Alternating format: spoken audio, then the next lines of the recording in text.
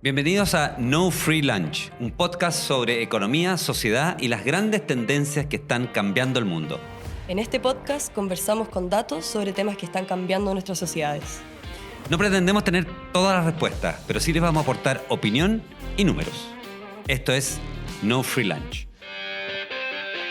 Bienvenidos a un nuevo capítulo de No Free Lunch. Hoy día vamos a hablar con la Fran de destrucción creativa. Que es un término que se conoce poco, pero que se ve mucho. O sea, ahora se está viendo mucho con la revolución de la inteligencia artificial, con la creación de nuevas empresas. Entonces la idea es explicarlo un poquito para que entendamos lo que está pasando y las consecuencias que puede tener. Sí. Bueno, es un término que acuñó un economista austríaco que se llama Joseph Schumpeter, y que básicamente él tiene una idea bien en ese tiempo, al principio del siglo XX, bastante revolucionaria. Decía, el capitalismo en sí mismo tiene un problema, porque en el fondo tiene que destruir empresas o tiene que destruir innovaciones que se han hecho antes para crear las nuevas, porque los recursos son escasos. Entonces tú si tienes personas trabajando en una empresa y esa empresa ya no entrega el mejor producto, bueno, tiene que venir otra, un nuevo entrante que va a sacar al incumbente del mercado y, ¿no es cierto?, va a desemplear a esa gente, la va a volver a emplear en una actividad que es mucho más valiosa para la sociedad, y de ahí viene que tiene que destruirse para crear. Obviamente, al final del siglo XX, la segunda mitad del siglo XX, este concepto quedó un poquitito en desuso porque había tanto desempleo en el mundo que como que tú decías, bueno, si creo una cosa nueva, lo único que hago es absorber la gente que está desempleada. Claro. Pero hoy día está muy, como tú dijiste, Fran, muy en boga de nuevo, porque está siendo súper darwiniano lo que está pasando en esta revolución de la inteligencia artificial.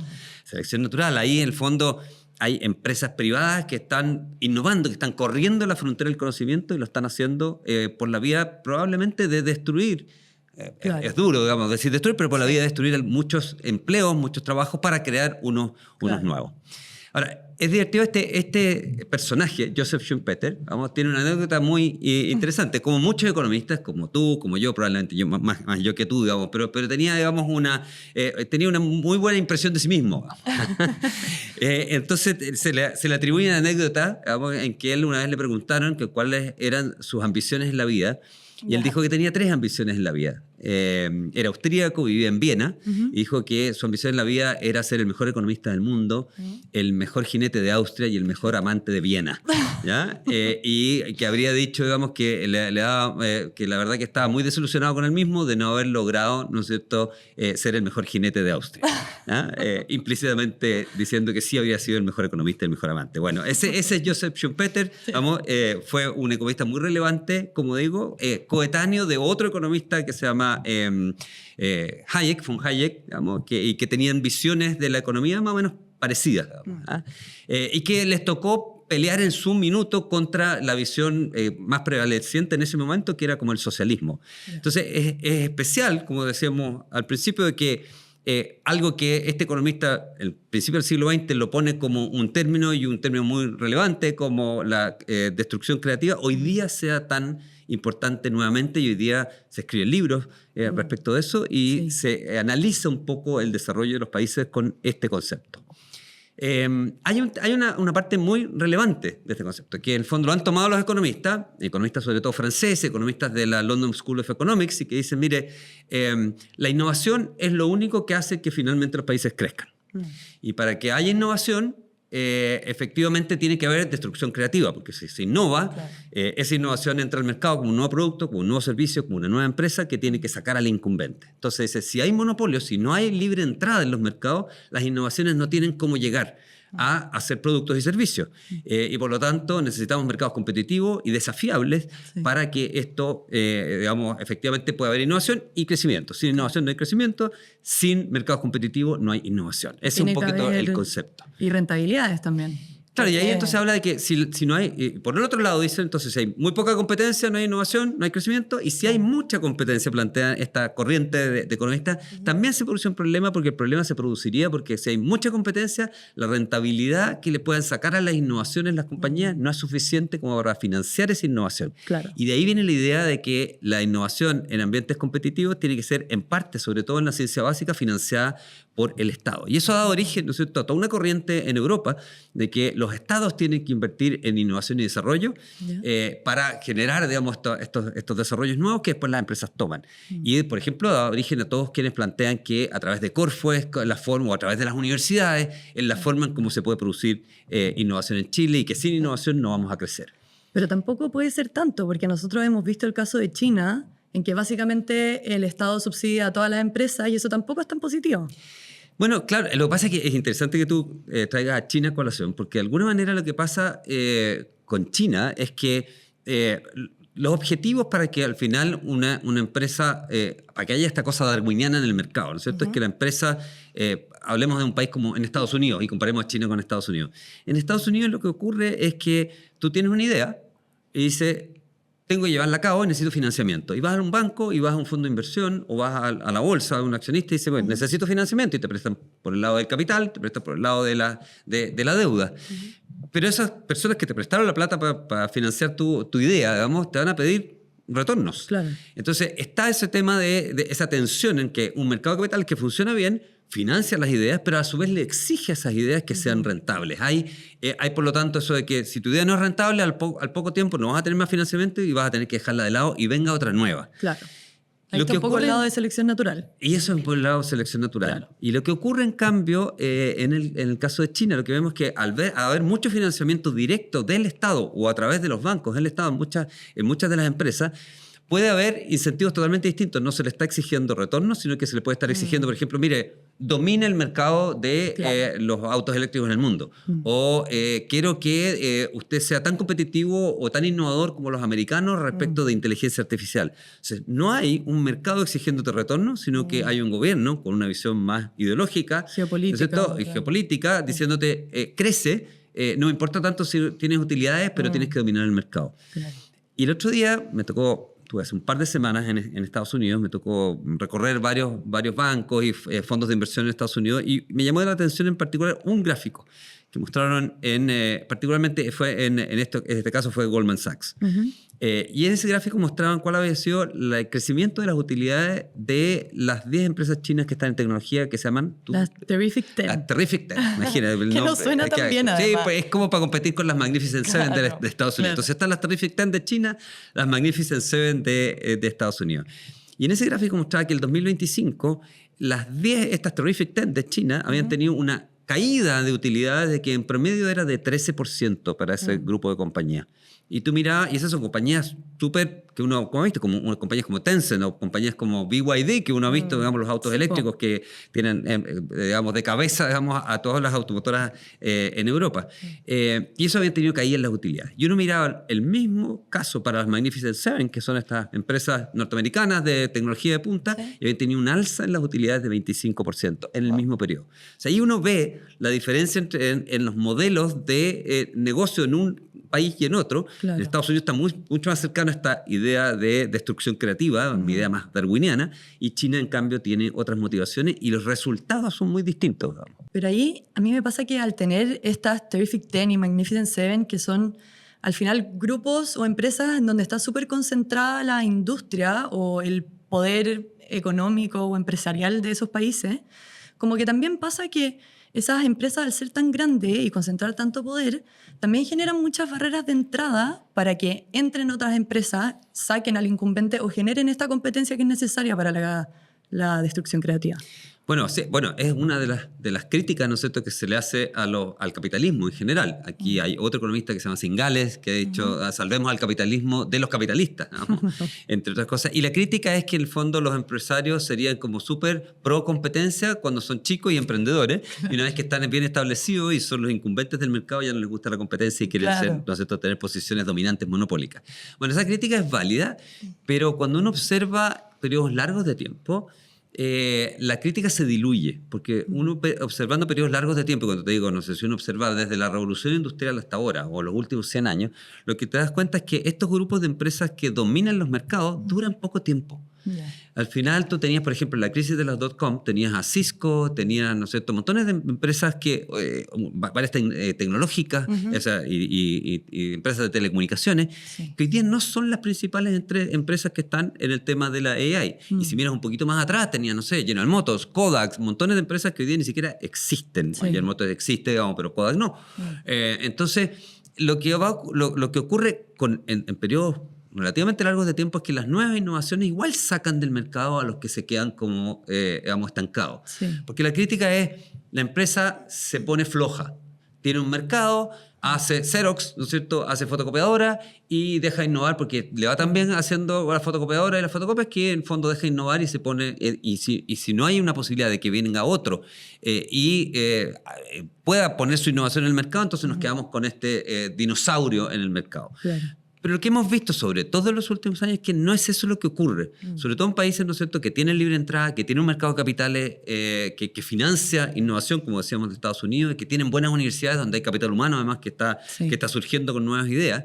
En el mismo caso de Xerox, sabemos que en Xerox fue, ¿no es cierto?, Steve Jobs, el que vio una innovación en Xerox y con eso creó toda una industria de computadores personales, digamos, con Apple. Entonces, Steve Jobs pudo en un garage en Estados Unidos hacer una tremenda empresa que es una de las empresas más valiosas del mundo hoy día, y eso sacó básicamente a Xerox y Hewlett Packard y otras del mercado que estaban en ese minuto. O sea, se da esta destrucción creativa igual, aun cuando tú tienes empresas que en algún minuto del tiempo dominan bastante el mercado. De hecho, quienes son muy, digamos, proponentes de más de libre mercado, dicen, deje que las empresas tengan una posición dominante por un tiempo, porque es la forma en que ellos van a generar retornos para toda la innovación que hicieron antes. Si usted les quita el retorno de esa innovación, nadie más va a innovar. Claro, que sería como la misma crítica que hacen los economistas un poquito más progresistas, ¿no? Que dicen, mira, como las empresas no innovan, tiene que innovar el Estado.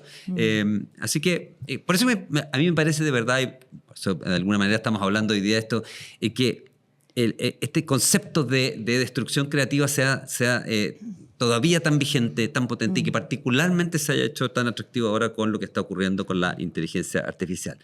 Pero tiene, Fran, un componente ético muy relevante, porque tú dices, si voy a destruir, tengo que destruir trabajo, y en trabajo son personas.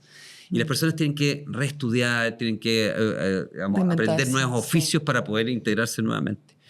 Entonces salió, de hecho, hace unos pocos días atrás, una encíclica del Papa León XIV, Papa actual, en que hablaba de la inteligencia artificial y hablaba un poquitito de este proceso de que la inteligencia artificial podría destruir muchos trabajos, y también hablaba de que podría destruir como la dignidad del hombre, digamos. Y decía, tenemos que cuidar esa parte. Y obviamente hay una discusión relevante ahí que no es nueva. De hecho, se dio con una encíclica muy anterior, que es la Rerum Novarum, desde fines del siglo XIX, digamos, pero que tuvo mucho impacto en el siglo XX, en que también se decía, mire, el capitalismo es demasiado brutal, tenemos que hacerlo más social, tenemos que hacerlo más compasivo. Y ese capitalismo compasivo de origen a toda una ola política en el mundo.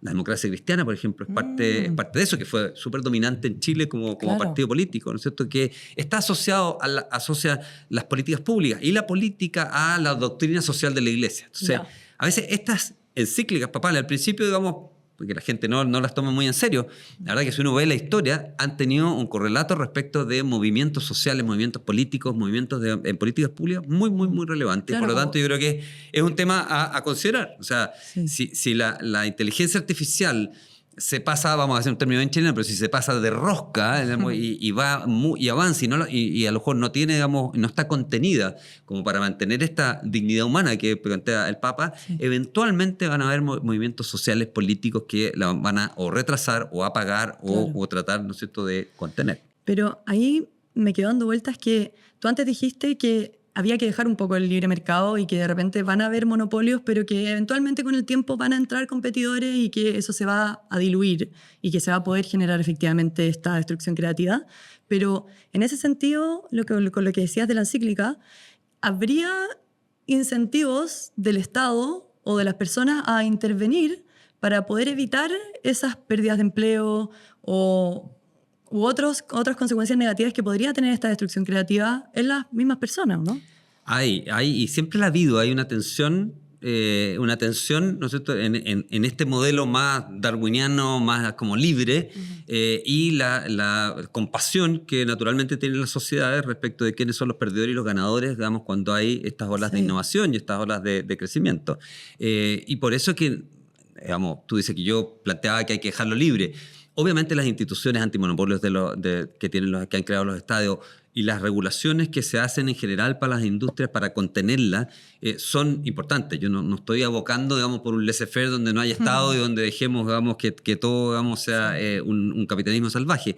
Lo que estoy planteando es que quienes básicamente le tienen mucho susto a estos procesos, si uno mira la historia, la verdad es que el susto fue excesivo, porque al final las fuerzas de la competencia lograron aminorar los efectos negativos y lo que se podía haber sido un monopolio que perdurara para siempre y estrujar a los consumidores y le pagara mal a los empleados, no terminó siendo así, digamos, y eso es lo que nos muestra la historia. Y por lo tanto, obviamente que hay que pensar en la forma en que nosotros podemos convivir con estas innovaciones de la mejor forma posible, que será regularlas, y con cualquier monopolio en general. Nosotros en Chile tenemos la Fiscalía Nacional Económica, me parece muy bien que exista, pero también tiene que tener conciencia esa institución de hasta dónde debe llegar. Sí. Porque uno siempre tiene que preguntarse aquí, ¿la fuerza de la competencia va a hacer que las cosas se regulen mejor o va a ser un burócrata eventual que pone una regulación que regule mejor?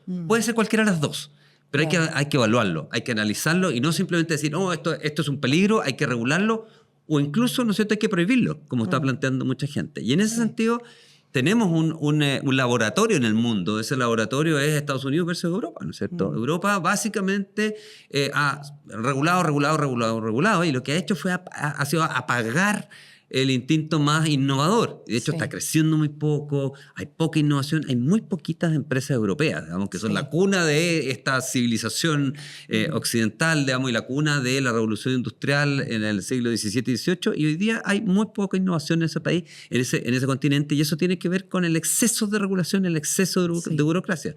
La contraparte de eso es Estados Unidos, menos regulado, tiene regulaciones, por supuesto, ¿no es cierto?, antimonopolio, pero deja más libertad, deja al mercado operar más, y Estados Unidos está generando una cantidad de riqueza, empleo, mucho más grande de lo que está ocurriendo en Europa. Entonces, tenemos un modelo y uno, bueno, debe tomar lo mejor de cada uno de ellos, pero la verdad es que no es ciencia exacta el decir debe ser prohibido por las dificultades que tiene o sobreregulado, o en realidad debemos dejarlo, digamos, más libre para que opere. Sí. La historia nos muestra que con más libertad se genera más riqueza y se generan nuevas innovaciones. Los paradigmas de académicos son, ¿no es cierto?, a tratar de decir, no, ¿sabes qué? Yo voy a regular esto porque yo lo entiendo, yo lo puedo contener. La evidencia no es muy clara que eso sea la mejor forma de actuar. Y además, lo que pensaba cuando contabas de Estados Unidos era que esa riqueza no solamente se queda en Estados Unidos, porque al final todos nosotros estamos también adoptando esas tecnologías que nos sirven para aumentar nuestra productividad y para tener empresas más eficientes en general. Entonces, también pensaba que de repente uno habla como de que tal vez Estados Unidos tiene un poco como la hegemonía de AI, pero AI es la tecnología que te permite hacer muchas cosas. Y me acordé de esta empresa que está de Chile, que lo hicieron 3 socios súper jóvenes, de hecho, que se llama Bambe. ¿La has escuchado? No la he escuchado. Ellos básicamente automatizan los servicios al cliente de la empresa. Y la es increíble. Hicieron unas rondas de $18 millones y la están rompiendo en ese ámbito porque al final están implementando esa tecnología que está desarrollando principalmente Estados Unidos en ciertos sectores y están creando riqueza, innovación y simplificando procesos de empresa que al fin y al cabo las están haciendo más productivas y más eficientes. Es súper interesante lo que planteé, porque está en la raíz cuando uno lo aterriza en Chile, toda esta discusión que hemos hecho de destrucción creativa, hay una discusión muy antigua en nuestro país y en general en los países emergentes, los países que no son los países desarrollados. La mayor parte de las discusiones académicas se dan en países desarrollados y uno académicamente tiende a importar toda la discusión hacia los países como nosotros. Bueno.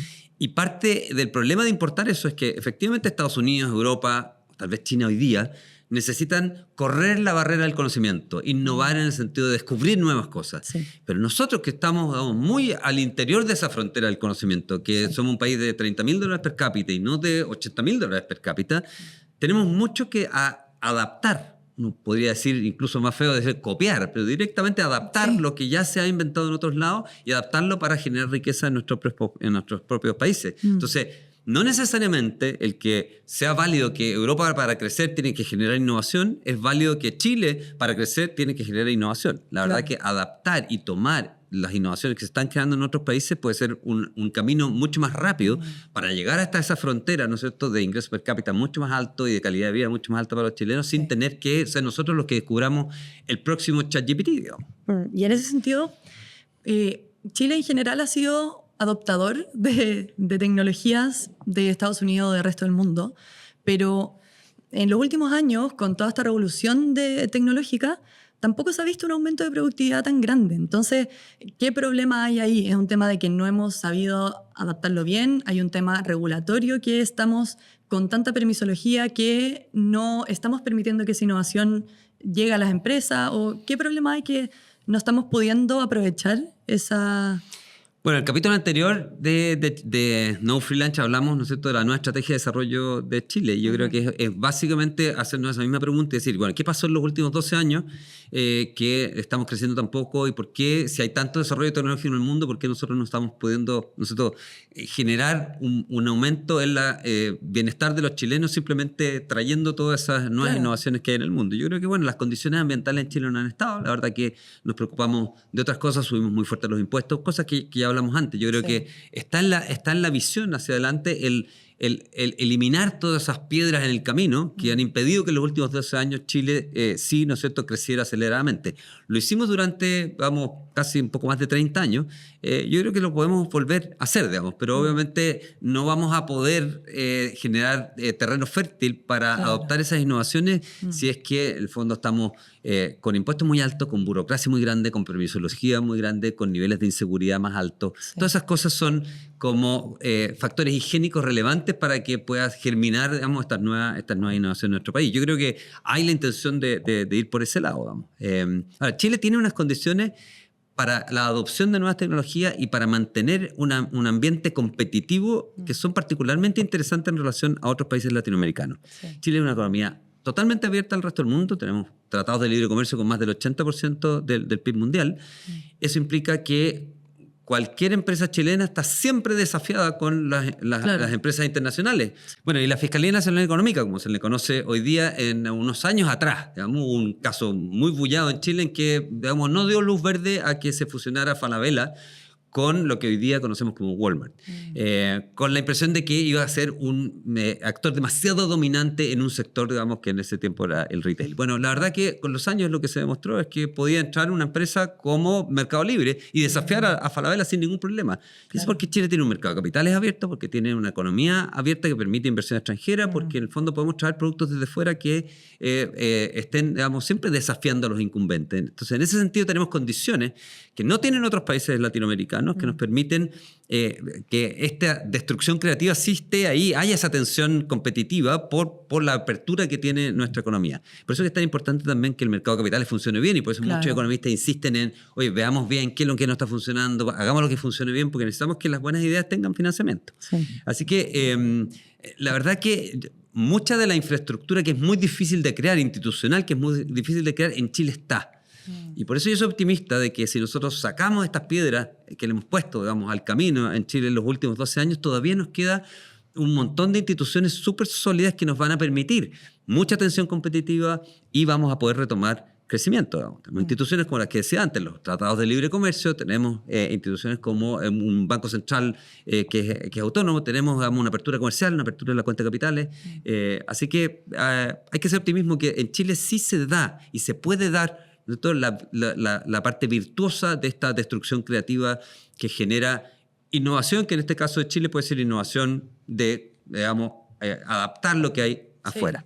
Me acuerdo que hizo un reel en Instagram hace un tiempo atrás que tuvo muchas visualizaciones, que yo estaba en Londres y veía una empresa de hamburguesas, digamos, en Londres, que se llama Shake Shack. Creo que es americana, pero estaba ahí, yo estaba afuera. Y decía, bueno, Shake Shack en Chile, digamos, se llama Street Burger, es una empresa chilena que copió básicamente el formato de Shake Shack, Sí, es verdad. pero le fue súper bien. Y de hecho se la vendió creo que a Copec. O sea, Sí. simplemente adaptando lo que ya había afuera, logró hacer una cosa bien hecha, hamburguesa rica, la verdad que les va muy bien, de hecho la vendió, crearon riqueza, y por lo tanto se puede crear riqueza sobre la vía, ¿no es cierto?, de adaptar lo que uno ve afuera. En eso hay un espacio enorme para que eso vuelva a ocurrir en Chile, digamos, en forma masiva, grande y que tenga impacto sobre la gente. Bueno, nos estamos quedando sin tiempo, pero a mí me gusta pensar la destrucción creativa como un balance entre que haya presión por innovar, teniendo harta competencia, pero también que haya un premio por innovar. O sea, poder tener buenos retornos que generan un incentivo para que las empresas quieran innovar y hacer cosas revolucionarias. La verdad que el concepto es súper entretenido, como lo hemos visto en este capítulo. Yo creo que ese equilibrio que dices tú es exactamente lo que está en juego, digamos, en la discusión académica, que al final permea mucho en las políticas públicas que uno tiene. Uno tiene que, cuando está en política, tiene que decir, bueno, ¿qué hago? ¿Hago un nuevo tratado de libre comercio o le doy más recursos a Corfo? Y a veces uno dice, pero hagamos las dos cosas, pero es que en política hay muchas restricciones. Claro. Y todo tiene un trade-off, nada es gratis, digamos, no free lunch, ¿no es cierto? Y los tiempos son limitados y los espacios políticos son limitados y por lo tanto tener una visión de hacia dónde uno tiene que fijar los tiempos es muy importante. Lo que estamos viendo hoy día en el mundo es una nueva ola de innovación gigantesca que se llama, ¿no es cierto?, inteligencia artificial y que hasta el momento nos está demostrando que esta idea de dejar que los mercados hagan esta innovación está resultando súper positivo. Ojalá sea el caso y resulte súper positivo y ojalá efectivamente esta nueva ola de innovación basado en la destrucción creativa genere mucho bienestar para todos los habitantes del mundo y que nosotros podamos adoptar y crecer también en Chile. Sí, está súper interesante. Pero nuevamente fue súper interesante conversar contigo, Fran. Espero Igual. que les haya gustado que nos escucharon y nos vemos en una próxima. Nos vemos. Que bien. No Free Lunch es posible gracias a eConsult y The Qualis, disponible en Spotify, YouTube y Apple Podcast.